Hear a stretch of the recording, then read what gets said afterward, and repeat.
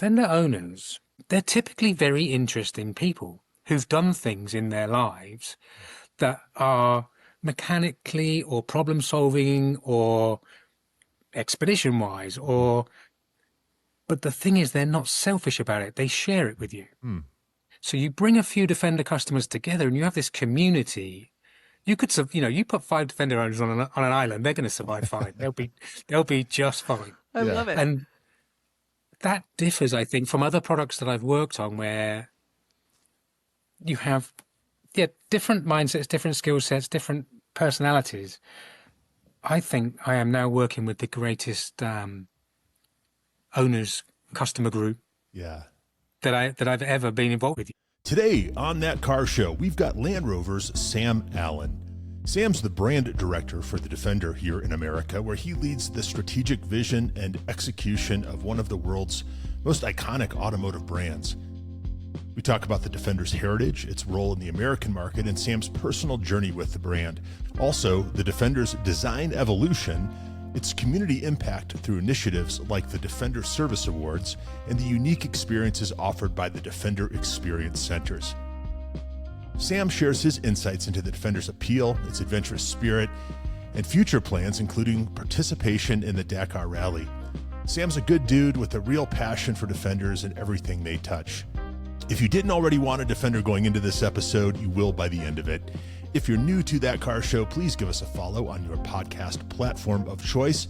And if you like what you hear, please tell your enthusiast friends. Every follow makes a difference. It's Land Rover's Sam Allen, and it's That Car Show. Welcome back to That Car Show. I'm Lindsay, and I'm here with Ryan. And today we have a really cool guest that I'm so excited to chat with. We have Sam Allen from Jaguar Land Rover. And Sam is actually the brand director for the U.S. for Defender. And that's a vehicle that is very near and dear to both Ryan's and my hearts, and Dan, who is here in spirit. So I'm really excited to chat with Sam. We got to meet just a few weeks ago in person at the most recent destination Defender in Temecula, California, and had some really fun moments, but it was very busy. So I'm really excited to get this undivided time with Sam and have Ryan and Sam get to know each other and obviously share Sam with our audience. So I'll do a little bit of Sam's background, and then maybe Sam, you can tell us in your own words because you are the expert on your experience. So Sam has been with Jaguar Land Rover in a variety of roles for many years, and he drives initiatives with the goal of further strengthening Defender's position as what I think Ryan and I would very much agree with, the ultimate symbol of capability and modern luxury in the American market. Indeed. Sam currently oversees brand strategy, experiential marketing, and partnerships that connect Defender with the passionate communities of enthusiasts who love these vehicles. And his work celebrates Defender's heritage while inspiring new generations of drivers. And obviously, That Car Show team is part of that group. Under his leadership, Defender has expanded its presence into metropolitan growth areas, and he has led the curation of unique lifestyle events that blend music, culture, and off-road adventure. And in his free time, Sam is an advocate for outdoor adventure and authentic connections, and that reflects the spirit of the vehicle that he represents. So welcome, Sam. Thank you so much for joining us. Thank you, Lindsay. What an introduction. That makes me sound very important. I would only add to that, for those that are hearing my voice for the first time, is that, yes, you can guess I'm not from Tennessee or New York originally. I've actually been living in the USA for 2 years now. And I'm unashamedly to say that I've been working at Jaguar Land Rover or its previous iterations for 37 years now. Wow. That's amazing. I'm glad you did the math. I knew you would know off the top of your head. Yeah, I get reminded every now and again by people that I work with that I was becoming part of the furniture in the West Midlands in Gaydon, so it was time to move to a new country. Time to shake things up a little bit, right? I know. Well, and I appreciate the commitment to authenticity with the British accent, obviously with the British brand. Absolutely. And I applied for this role. I had, as you say, I've had a number of roles in product, vehicle testing, moved into a commercial role about 12 years ago. Developed through the ranks, using my engineering background to help the transition when we moved first for Jaguar I-Pace into the electric cars, but also into technology innovations. So I oversaw the introduction of a number of research projects that brought some fantastic technologies to the Land Rover brands. Some things I'm really proud of, like adapting the terrain response systems to the automated versions. Okay. Enabling the car to automatically know when you're at a destination, to lower and to raise. Cool. Doing some of the tow assist technologies. So that was a great period of development, which I think helped me transition into the Defender world in the US. But my personal authenticity with regards to Defender is I love travel. I've traveled, I don't know how many continents, but Australia, Africa, Asia, Europe, America. That's awesome. It's probably simpler Travel's a to list the passion. ones that you haven't visited. Exactly. Yeah, I've been to the Arctic, if you count Archipelago testing facilities, but I've never been. Wow. I've not been to the North or South Pole yet. Let's make it an expedition one day. Hey. Yeah. Yes. We can be the official podcast team of the Arctic expedition for Defender. Yeah. Did you grow up with Defenders? Was Land Rover part of your family as a kid? So, a couple of family relatives have had Defenders. My direct family never did. But me and my father, we used to restore cars when I was a kid. I used to sit in the corner with a dummy engine so that I didn't mess up the one that he was really the one that needed really to fixing. run. Yeah, so I'm unashamedly third generation of automotive industry. Wow. So yeah, it's in the blood. And Defenders, obviously, if you live in the UK, I grew up in Oxfordshire, where the old Defenders were very common amongst friends, family, farmers, and now the new Defenders are equally as popular, I would say. In the Cotswolds and the well-heeled farmers now have the new Defenders. Right. There's a lineage there. Yeah. I love it. Well, that's something that, I've gotten to know Jeff Houdan on your team also. And that's something he always talks about too, is that, I think a lot of us see them in sort of the more urban environments these days, at least in the States, doing the school run and that kind of thing. But there is so much heritage and lineage, and, the green oval still means something. And like you were talking about all the technology and engineering, and it's all still there in this very luxurious package now, which I think is the best of both worlds. I mean, you mentioned talking about heritage in the past. We don't kind of lean into it as a necessity, but we do rely on it as a heritage. We're proud of it, Right. There was a scary stat once I read that something, like in the 1970s or something, 70% of the population, the first car they saw was a Land Rover. I mean, that's amazing. We talk about other brands going off road. Well, there were no roads when we were going there, so it was all off road. We kind of built the map, if you like. Well, it's an icon, like so few cars are, right? Like the Porsche 911, right? It's an icon. Yeah. It when you see one, right? How does your customer in the United States differ from the ones back home? It's really interesting because people that have a knowledge of Defenders currently are almost enthusiasts, ambassadors. They're knowledgeable. We have to remember that Defender or early Land Rovers came here and were sold through, random stores, almost grocery stores on shop corners. They were deals with businesses that would sell the series Land Rovers. We didn't actually have a presence in New York, and I think it's the 90s. I think the Range Rover came in the late 70s, and Land Rover Defender itself didn't start selling here until 1993. Until 1997 or 99, but we sold 6,500 original Defenders in the US, the NES spec Defenders. Okay. The first year being only the Defender 110, and then the subsequent years being the 90s and the cabrios you see with the roll cages. Yeah. And the customers here, I mean, those original 90s cars are like cherished possessions almost. Yeah. They're becoming valuable assets actually. Yeah, as our new brand grows. Yeah. The the appeal of the old cars, and people are starting to learn more about them. And I would say, you know, we had a 20-year gap between the old Defenders and the new Defenders launching.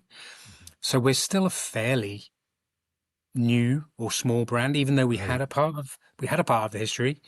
And we're going from strength to strength. But yeah, there's definitely a job to be done on my side from awareness in many parts of the country. There is an absolute job to be done for the misplaced belief that all Land Rovers are unreliable and break down. And, you know, if you see oil in it, it's good because if it's leaking, it must have oil in it. You know, all of these stories Right. Are totally irrelevant to today's quality of standard of the new Defender. And that's, I'm not sure if you know, but we're entering the Dakar Rally. That's specifically, you know, we're putting ourselves on the line against other manufacturers in the stock class. I think they have a 50% attrition rate, and you know, we're putting our money where our mouth is at Defender, Octa, and we're there to win it. I hope. Yeah. Let's go back to like those 94 and 95. I think they were Defender 90s, because when those came out, I wanted nothing more than one of those. And I think they were only about $40,000 at the time. I could be wrong. And it's amazing to me how they've increased, but they were just such wonderful vehicles. But you mentioned too, the Cabrio, the soft top. Will you ever bring the soft top Defender back? I know there've been some aftermarket outfits, but. So they're currently, of new Defenders, we actually offered a drag top, rag top. I didn't know that. And no, exactly, and not many people do. It did not prove to be a popular option. Interesting. Now, the convertible styling is obviously very desirable. It definitely suits the 90, and again, the 90 is not the most popular version of the Defender in the US. It amazes me. For me, it's a big car. Yeah. For the US, it's a fairly small car. Sure. I love the Defender 90, especially the V8. It's incredible. Well. Yes, that's the one I want. Done and done. Would I like to see a convertible version of it in the future? We'd never shut the door on any of the options, right? Okay. It would be I think we'd agree it would be a cool thing to do. Yeah, absolutely. So we talked a little bit about the differences between, you know, the customers in the States and the UK, and it sounds like, you know, folks in the UK maybe put theirs to use in different ways than the typical person in the States does. I don't. With the modern Defender, I'm not. I would actually say that the modern Defender in the US probably gets used off road more than it does in the UK. Okay. I think it's flipped. I think it's flipped. Yeah.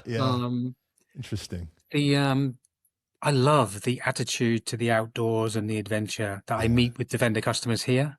You know, people will drive them thousands of miles, often, you know, across off-road, because you have vast areas of off-roading. I went to Colorado with the Octa Drive, and we off-roaded for 5 or 6 hours, you know, like, and that was, we touched a tiny area. I think we went, from Grand Junction over towards Moab. Oh, fantastic. If I drive that far off, you know, in any direction from where I live in the UK, I fall in the sea. I know, right? Isn't that amazing? Well, I want to be on the next tour in Colorado because, you know, that's a fantastic part of the state. There is so much, and I do see so many new Defenders here in Colorado, which got me thinking, where are your big markets in the States? Because I do see a lot here. I assume, I don't know, West Coast is another big market, but where are you selling the most Defenders? So that car show is brought to you by Sheffield Watches. The Sheffield watch brand has a long and storied history, but it was revived a couple years back by our good friend and true car guy, Jay Turkbus. Jay was gifted a Sheffield watch by his parents when he was a kid, and he still has it to this day. Jay wanted to make the same experience available to all of us, a reasonably priced, high-quality watch that endures and that we enjoy sharing with our fellow watch enthusiasts and car people. From diapers watches to watches designed for travel to collaboration with automotive pals like Spike Ferriston and Jay Leno, Sheffield has a watch for you. Find your own Sheffield watch at sheffieldwatches.com and at Sheffield_allsport_watches on Instagram, and let Jay know you heard about Sheffield Watches from that car show.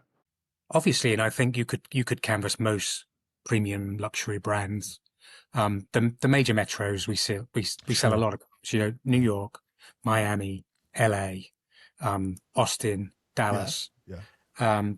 But we do sell, significant numbers up in like Salt Lake, Okay. Okay. specific areas of Miami.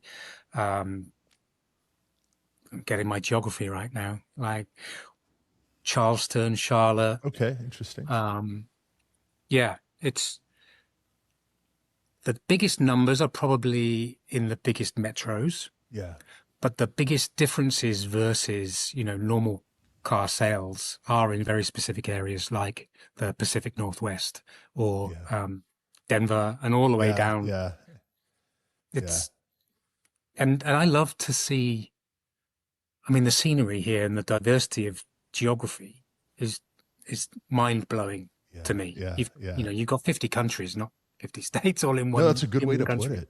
Yeah, it's very much like that. I was just reminded of that a couple of weeks ago when I drove 900 miles to Wisconsin for Thanksgiving and back, and and right. I've lived my whole life doing those trips. But you do that in Europe, and like to your point, So, you're in the sea or you're 3 countries over. In so some I cases. I actually took a photograph.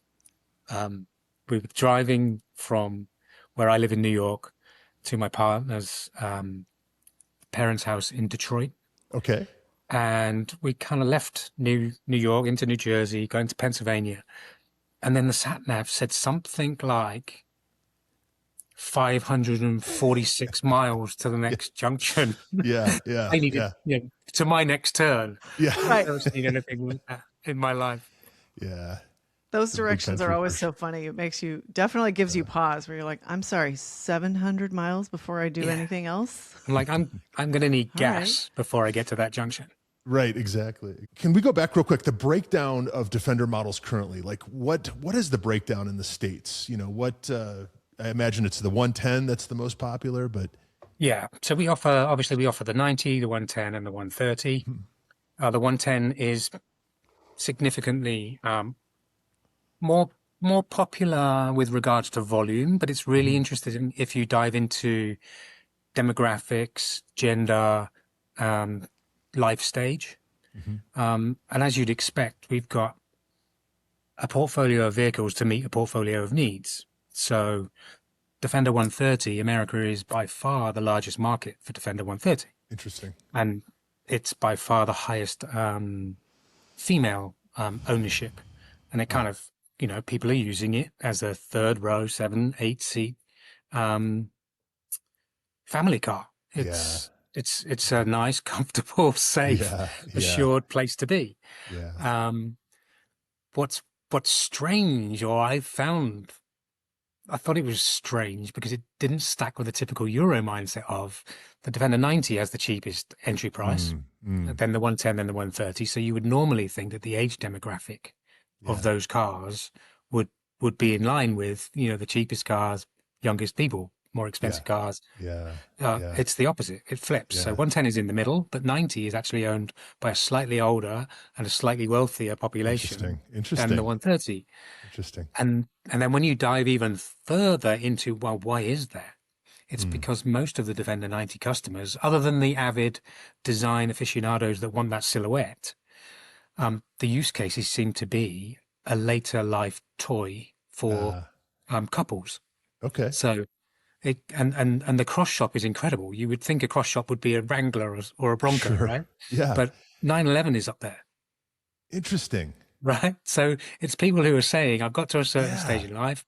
I want Yeah. a toy, or I want an adventure vehicle, or I want to project this outdoors, or actually, I'm going to go be active. Like Yeah. it's really interesting. Yeah, really interesting.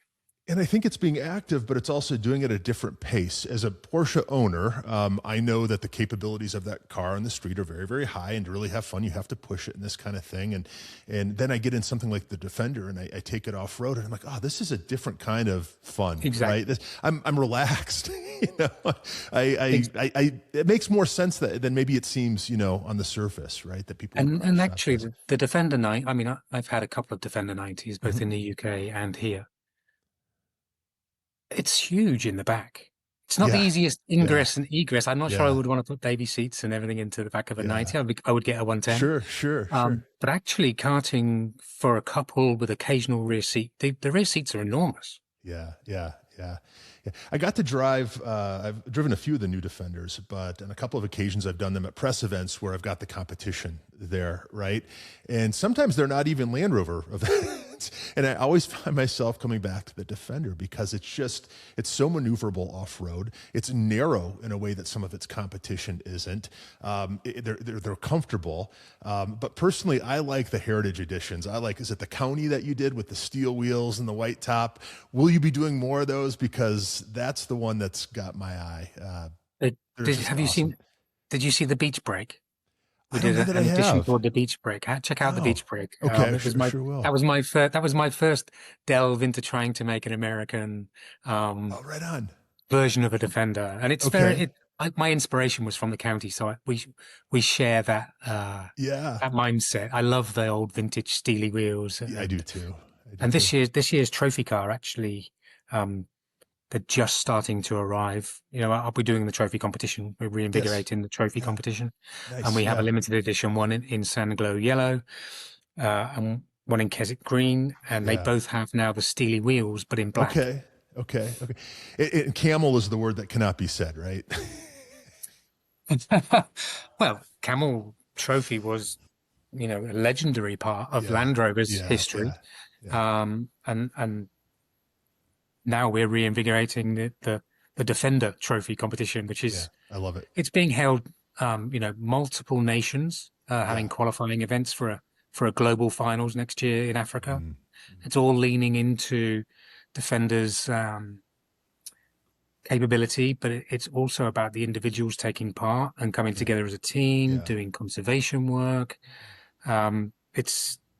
I'm really excited to see the trophy come back. That's cool. It's an important part. It's the link again between heritage and future. Yes. How do you walk that line, of the future and the past? Because you do have a different, I think, clientele, and you can't upset them, but you have to stay competitive. So what are the traits that you sort of identify as traits that will always be baked into a Defender, right? Because a Defender feels like a Defender, whether it's an old one or whether it's a new one. It's got its own vibe.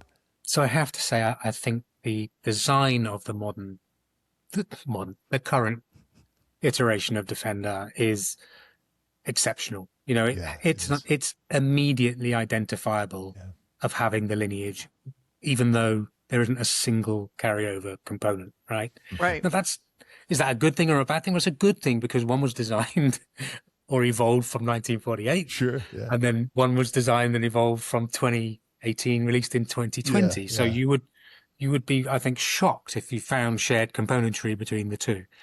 But what's really clever is the silhouette.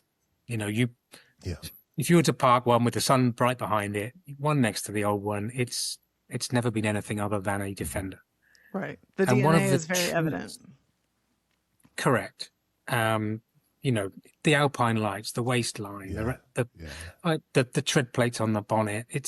They're just things that the overhang, front and rear over. It's just everything is just there. They did a perfect job of reinventing the Defender, but everybody was a little bit cautious because it was less utilitarian. But the world, all of the cars are less utilitarian. There isn't a car today, I don't think, with manual windy windows and doesn't have sat nav, and so every single car in every single segment has evolved. And that's just part of human evolution, mechanical evolution, computer evolution. The world has moved on. Yeah, there was possibly some negativity from owners on the sidelines of it's more expensive. A house is more expensive these days too. Right. Well, that's for sure. Everything is. A cup of coffee is more expensive. But one of the interesting things about old Defender customers, new Defender customers, and I put them into a category that's quite flattering, I think. I think they share this element of being an expert. And let me break that down for you a little bit, because do tell. It's not often been said out loud, but if Defender owners, whenever you meet them at Destination Defender, owners clubs, or at a retailer, or just out in general, they're typically very interesting people who've done things in their lives that are mechanically or problem solving or expedition wise, but the thing is, they're not selfish about it. They share it with you. So you bring a few Defender customers together and you have this community. You could, you put 5 Defender owners on an island, they're going to survive fine. They'll be just fine. I love it. And that differs, I think, from other products that I've worked on, where you have, different mindsets, different skill sets, different personalities. I think I am now working with the greatest owners customer group that I've ever been involved with. The market researchers, they've all got clever ideas, they've all got solutions to things, making recommendations, and typically they've found something in their life that they've become an expert at. It's a common trait amongst Defender owners that I find. Really interesting. Yeah, I've never heard anyone representing any brand say that about their client base. That is really an interesting trait. Wow. Huh. I know. I love that description. And like, what a flattering, sort of inclusive approach of just like, hey, we're all here because we love these cars and we have this common approach to life. And I love the idea that they're go-getters and passionate too. I mean, when you think about it, if you're becoming an expert in something, it's because you love it. And so that carries over into vehicles and how you live your life. And you persevere. Yeah. They're pioneers. We come to another analogy. You're driving a car through the forest and you come across a stream.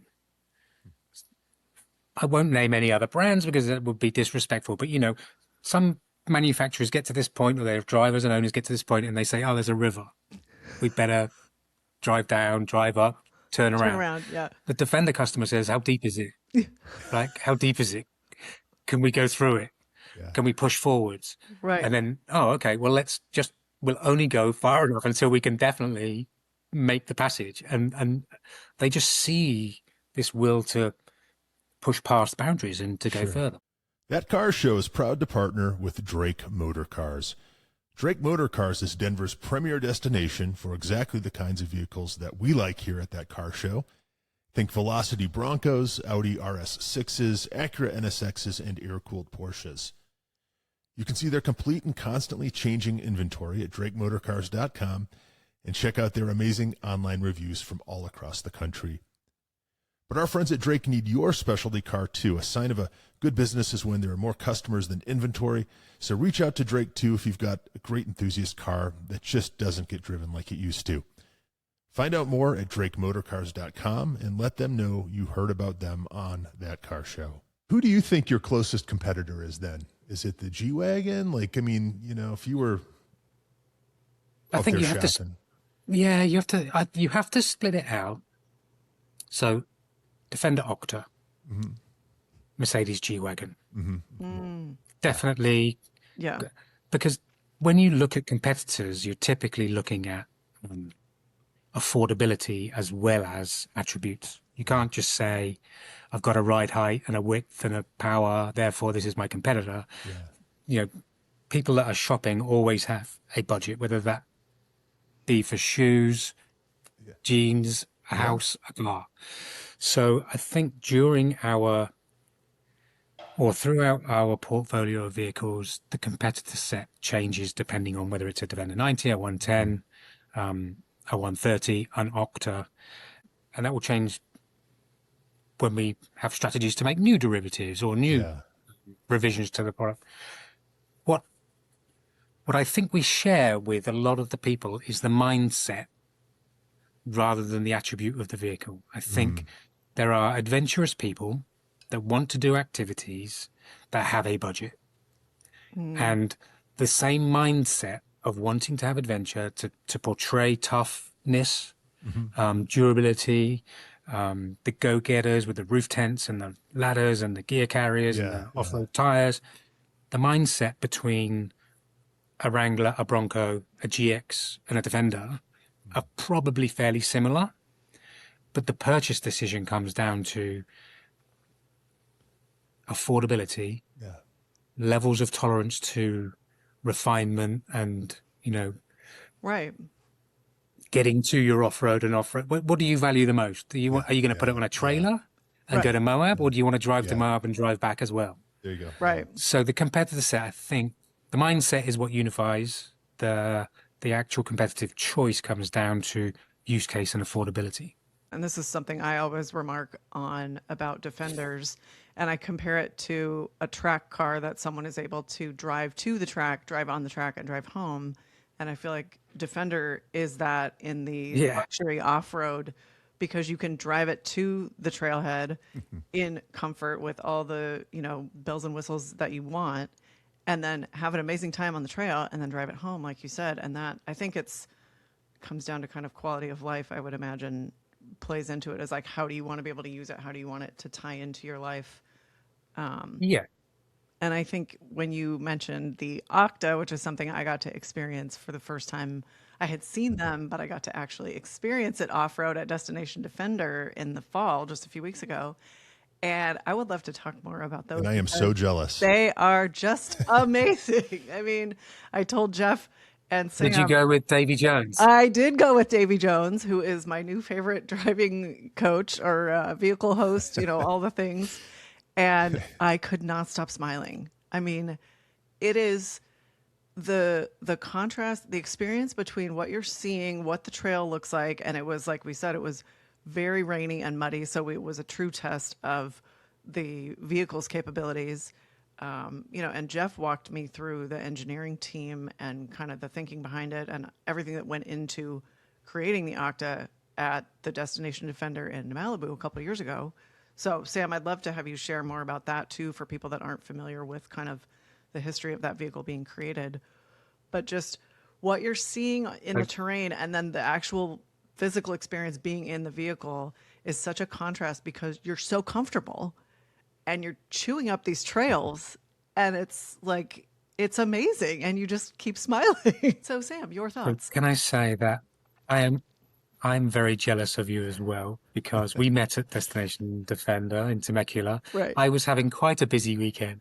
Yes. And I didn't actually get a chance to go with Davy Jones in the Octa. I did go on the off-road course, but not with Davy in the Octa. It's a must Unfortunately, do. I didn't have the spare time to do that. And I can't imagine why. well, if you're going to do an Octa experience, why not do it with a 24-hour Le Mans Jaguar race winner, right? I know. Well, and I got to go to Le Mans in June. And so it was like this, it was such a full circle callback moment for me personally. And then, to have that be the first Octa experience too. He's such a nice guy. Just amazing. He's such a nice guy. So what does Octa mean for Defender, or why was it developed? Ultimately, every successful brand has a halo product. Right. We needed to have a halo product to be the North Star, if you like, the ultimate Defender. As we're moving, we've evolved from old classic Defender to modern Defender. No secret, modern luxury and tough luxury is our North Star. So we wanted to build a car that was everything that Defender is: refined, capable, powerful, durable, reliable, provides confidence, and then just turn that notch up and see where we could go. So the suspension system, the 60 suspension system, we're not the first car to use that technology, but we're the first car to use that technology in an off-road with huge articulation. I think it's on McLarens and things like that for track cars and performance, but Octa's the first time it's been used to increase articulation. And if you were in the car, you said, Lindsay, that you see the terrain in front of you and it looks like you're going to have some crash and some bangs from, it looks like you're mechanically going to damage the car by hitting and then you glide across it like you're almost in a hovercraft. Right. It's crazy. I remember my mechanical brain, the first time I went on a test track with the test engineers in a prototype at Gaydon, same thing. They built a track that was almost like a rally stage. It had deep ruts in it that you weren't following like you would normally in a Defender. You were going at 45 degrees to them and you were drifting through them. Like, and my mechanical brain was wincing Yeah. at, what's this going to do to the car? And you just pass by it. Like, it was phenomenal. Yeah. And not to mention it's pretty quick too. Yes. The acceleration, the ride, the capability, it's the whole package, like no question. I got out of it and I'm like, well, I need one of those, obviously. When They're the we best. went to, when I went to Grand Junction, we, as part of the tour, the media drive, they said, well, we're going to go across, we're going to do some wading across the Colorado River. Like to a Brit, that's, oh my God, Colorado River, are you kidding me? And I thought we'll drop into at a place where it's maybe 20 meters wide and we'll come out the other. We drove into the river and then we turned and drove downstream for, a considerable distance before we then exited somewhere else down the bank. That was an incredible experience for me. That's amazing. Actually videoing, being drone recording you driving through the Colorado, not just across it, but through it, down it. Right. Yeah. Well, these events are so integral to the brand, right? And I think in a way that's unique. I know Jeep does their thing, right? And Toyota has events, but Land Rover really takes the driving part of it seriously in a way that I think other OEMs don't. I remember many, many years ago when the Discovery 2 was new, my parents bought one. And the first thing we did was we went on a Land Rover sponsored driving day. And from that point on, we just felt so much more capable behind the wheel, like nothing could stop us. And even though that was years ago, that stuck with me. I remember that day vividly, right? And I just talk to us a little bit, if you would, about the importance of that. And because I think Land Rover is unique in that way. Yeah, we have a number of fixed site Land Rover experience centers.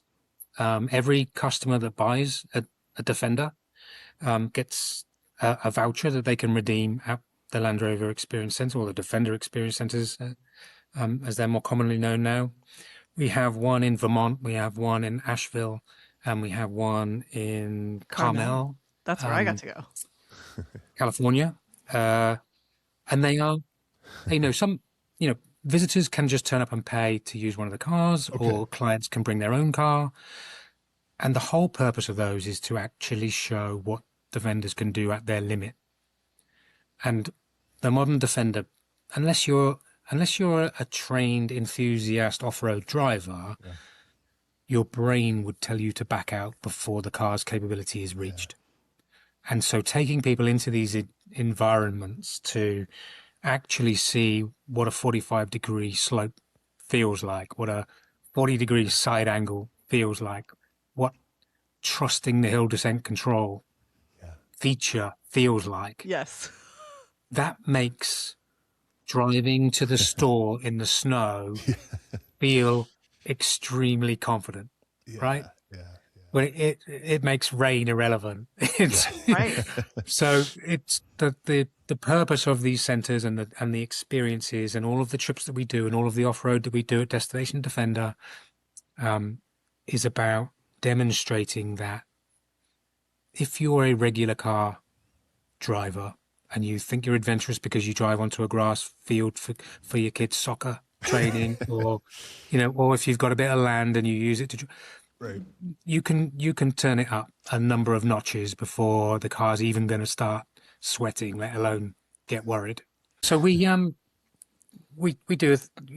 I'm sure you're aware of the initiative we do called Defender Service Awards. Yes. So where we give away 6 cars a year to worthy causes, non-profit organizations. One of the greatest days of my year is when we do the handover and we take the new recipients of these vehicles off-road and we show them the technology and we show them the capabilities. And some of these people, they're search and rescue teams or they're animal rescue teams, or they're not novices to going off-road. Right. And they're just blown away. Once you show them how to use the technologies, how to, change the setup of the car, because a lot of them have been struggling with regular 2-wheel drives. And, we had this group there were animal rescues in Canada, and they covered an area of thousands of kilometers. And, driving in the winter in Canada, you could imagine I think was it Yamnuska? I think it was. That sounds very far north. Right. And they're getting stuck. They had 2-wheel drive sedans. Oh, Oh wow. my And they're God. going to rescue animals from like 10 hours away, 12 hours away. And they're getting stuck in 2-wheel drive sedans in snowdrift. And there's pictures of the volunteers sleeping in their cars on their way to, and now they've got a Defender. They're sending us images of, they're sitting there with their heated seats on. Right. They're listening to the music, and they're just like, the dogs are on the, in the cages in the back. It's life-changing for them. Amazing. What's the process for nominations, and how does that work? To get into, so every year we open up Defender Service Awards on our website, and anybody can nominate any non-profit organization. So they don't have to nominate themselves. Somebody can say, I'm thinking of this animal charity down the road, or I'm thinking of this veterans outreach.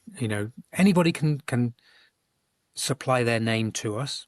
We contact them and say, you've been nominated, or we understand that you're interested. Yeah. Tell us why you need a new Defender, and make a video about you and your team and how a new Defender would improve or help you to further the services that you do in your community. Okay. I think this year we had over 3,000 applicants. Really? Right. It's remarkable. Now, this is where it, from there you think we can't give away 3,000 cars, right? Well, you could, Sam. Not yet. Well, I don't think we could. No. One day. Yeah. So we split them into 6 categories. We've got veterans outreach, animal welfare, outdoor accessibility, search and rescue, community services, and then we have a 6th category, which is the honorees category of people that made it to the finals in previous events. They get automatically put back into the system for a second chance. Yeah. And actually at Destination Defender this year, one of the finalists that had reapplied every year for the last 5 years actually won. Really? It was a remarkable perseverance, story. You see it? They go, Again. Yeah. But so yeah, we narrow down. We have an agency that we give criteria to. Okay. What are we looking for? Yeah. They narrow it down to about 20 charities in each category. Okay.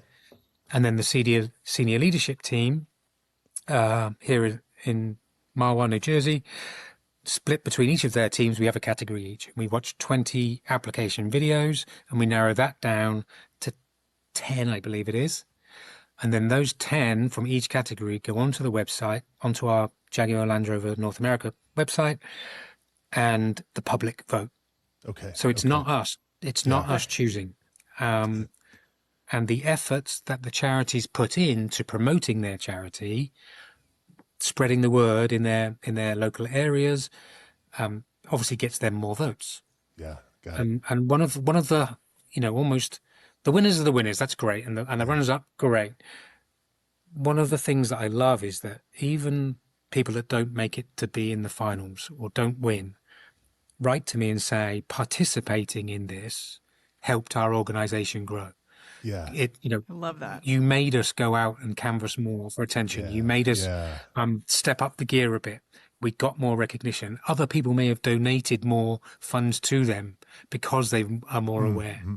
So for the winners, it's incredible. Life-changing. Sure. Yeah. For second place, we give them a cash remuneration to help them with their cause, even if they didn't win the car. Not bad, yeah. But the overwhelming thing is that it's actually highlighting the good that so many of these charities do all of the time, week in, week out, across the country, and they grow their own footprint and impact just by participating in what we sponsor. So, and we it's not just us. We have a number of sponsors that donate to each category's winning funds. Right. Hearts and Science is one of them. Disney as an organization is another. Outside, Pelican. Sure. EI3 and S&P Global are the 6 category sponsors. And then we have an overall 2 event and presentation sponsors. That's Chase Bank, Right. JP Morgan, Chase Bank, Sure. and Artemis Cars, which are a company that make accessories and kits and modifications, a bit like you would see on Overfinch for Range Rover or Oh, sure. Urban. Okay. Yeah. So without their kind generosity, this would not happen. Because Artemis helps outfit the Defenders that go to the organizations. Is that correct? Not for the Defender Service Awards cars, but Oh, got it. Artemis do supply. So Artemis are one of our presentation sponsors, and they've auctioned off some of their components at some of the galas that we have, and they do have some connections to our retailers for upfitting Defender vehicles for clients that want a slightly different look. I have to ask, I don't know if either one of you saw in the news, GameStop, it's this video game store, just had a promotion where, I don't know, you got $5 off, but you could trade in anything, right? And so people would trade in anything from a paperclip to, I think there was a stuffed leopard. And I guess what I'm getting at is, I'm sure that you get all sorts of organizations that apply for this thing. Anything stick out as a real outlier to you? Or maybe you don't see those because, by the time they get to you, they've been filtered out by your agency. But what's the most unique application or of one of your vehicles? We get some incredible. So the one guiding principle for us is we don't care if you're a one-man band or a 10,000 person organization. If your values and your purpose and your services in the community match with our category, then you have as good a chance to win as anybody else, as long as you can get yourself out there for the reach and the votes. We see, in fact, an incredible submission last year came from a filmmaker, so a professional filmmaker and producer who had an affinity to a charity, a search and rescue organization in their town, and they used the film producer owned a Defender. So they literally went out and made a video with drones and proper professional editing and using a Defender, original content and storytelling. And it was for a charity that they then approached and said, we've made this for you. We're going to submit this for you. Yeah, really raised the bar. Like that's insane. Yeah. What a commitment. Wonderful at the same time, right? When you talk about, that goes back to like the passion and perseverance and that's a through line with Defender enthusiasts. But we have everything from, we've had wolf dog sanctuaries. Right. We have Nathaniel's Hope, one of my favorite charities that we dealt with. They got such a fantastic story about behind it. It's the mother and father of a unfortunately very sick child, and that after the child passed away, the family just had the means to start and had the enthusiasm and passion to continue offering help to other families. It's down in Orlando, Florida. They got one of the best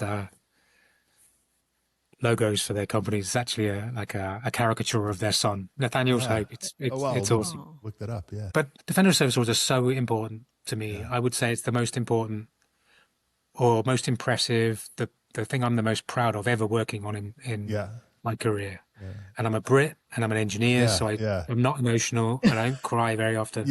But I can tell you the day of the year, every year that I will cry, and that's the Defender Service Awards handover day. Amazing. It's unreal. Sam, we talk with so many people on this show who we just can't imagine doing any other role, right? And I think you fit into that group. I can't imagine anyone else in this role for Land Rover. You're just like the perfect guy. Appreciate you saying that. Thank you. It's a perfect fit. I know. Well, and Sam and I had the chance to talk briefly at Destination Defender about the service awards. I had learned about them a couple years ago, but this was the first year that I really, I got to see the presentation and be there when the winners were announced. And Sam and I got to talk a little bit about how meaningful it is to him. And he said, I promise you will cry. And he was not wrong, because it's just so incredible what the brand is doing.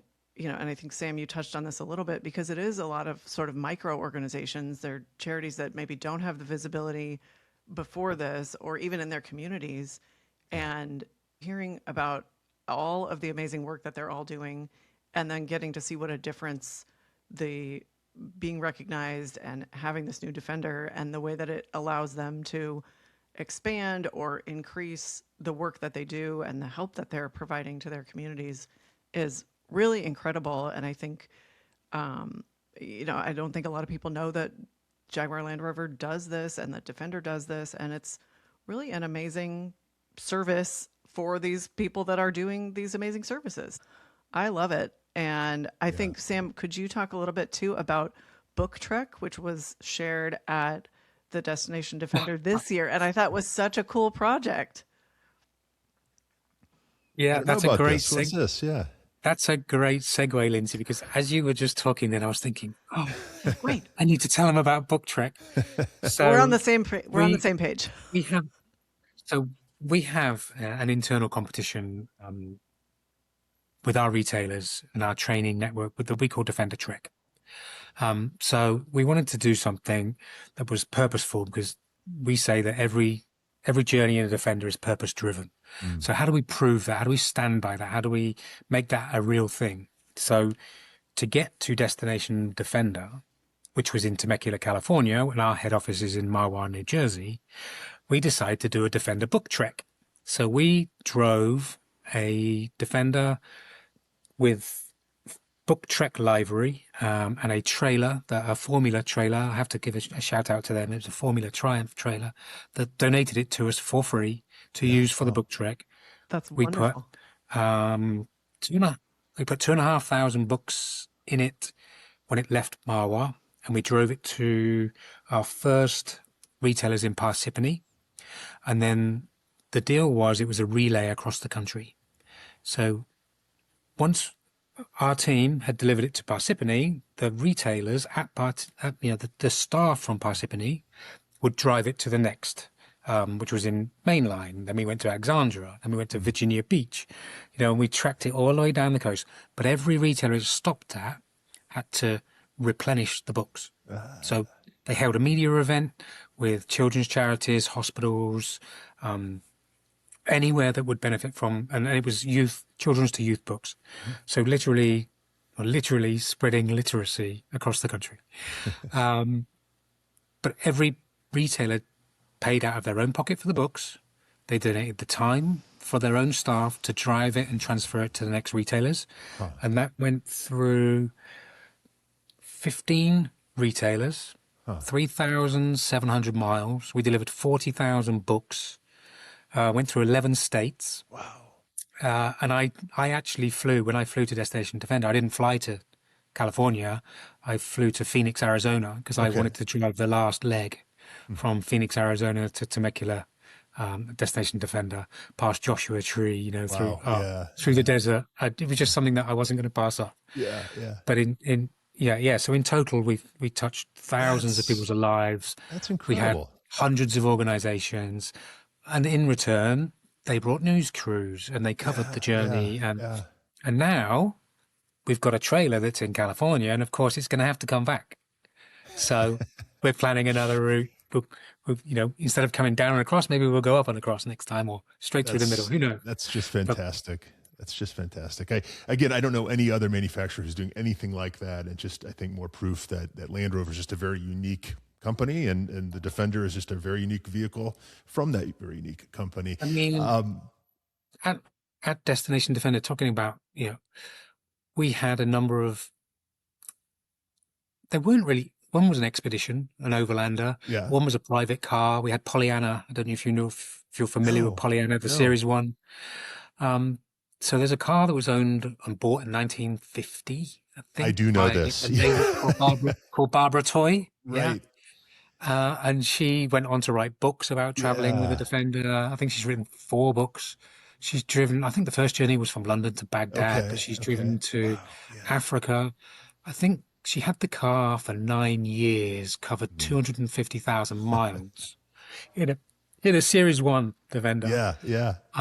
Then a lot of miles in a Series 1, yeah. Then she sold it for a Series 2A. Okay. She must have wanted the modern upgrades. That's right. Came with that.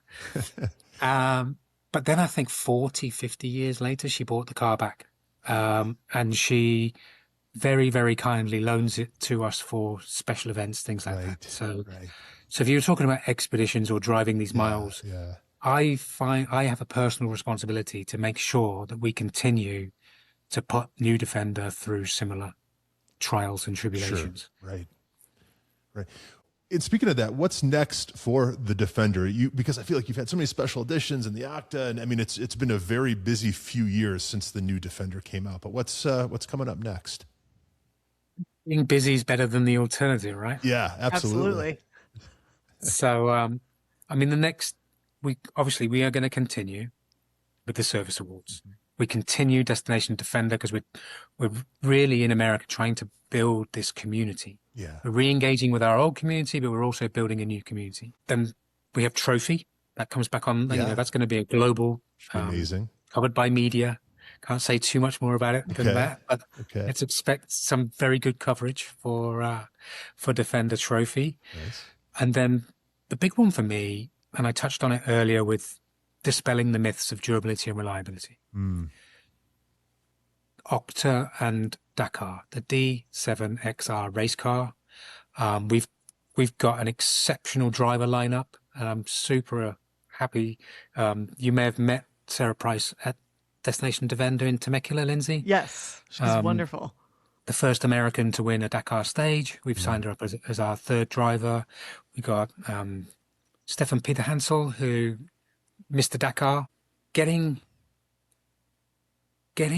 the rightful message about tough luxury and durability into the market is so important to me. It's so frustrating I mean, maybe it's a testament that people talk about Land Rovers being unreliable because they're talking about 1992, 1995.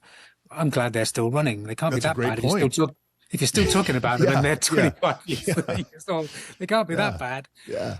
But the modern ones really have an undeserving connotation, and we're going to remove that barrier to entry by saying, look, here we are. Yeah. Dakar. Yeah, there you go. I mean, it's mic drop, right? Mic drop. Exactly, mic drop. Yeah. You know, I think we're setting ourselves up to, judge us by the Dakar. Yeah, absolutely. Absolutely. Well, Sam Allen, brand director for the Land Rover Defender. It's been a real pleasure speaking with you. And I apologize for the technical difficulties with Lindsay here today. If you've been listening and seen Lindsay come in and out, it's because they're dealing with a big storm in Seattle at the moment. So, but Sam, we will edit this into a nice, pretty package with a bow on it, and it'll be fantastic. But anything we can do for you on our end, please let us know. I aspire to own a Defender at some point. I'm a big fan, if it wasn't clear in the conversation, but I just think what you're doing is really something special and different, and really admire what you're doing and what the company's doing, and just so glad to see it, and hopefully see you out here in Colorado at some point as well. That would be great. So that would be great. Yeah. I mean, anything that you can do to help us with the spread of Defender Service Awards, Destination Defender, our community, building this community. It's a passionate bunch of individuals, and it's coming together. Yeah, we've got my word. So Land Rover and the Land Rover Defender, where do we find you? Where do we follow you on Instagram and other places? Yeah, so we have Instagram, #Defender. Come straight to it. It's a global site. You can get us at Jaguar Land Rover North America.com. Go along to one of our retailers, jump in the car, try one. Try one. Yes. You'll be surprised. Yes, that's it. Pleasantly surprised, I hope. Yes. Fantastic vehicles. Sam Allen, brand director for Defender at Land Rover. We're so glad to have had you on. Thank you. Fascinating conversation. You're doing wonderful things. Hope to have you on again very soon, and hope to see you here in Colorado at some point soon as well. Thank you, Ryan. Appreciate it. Well, until next time, we are That Car Show, and always be driving. Sam Allen, thanks again. Thank you.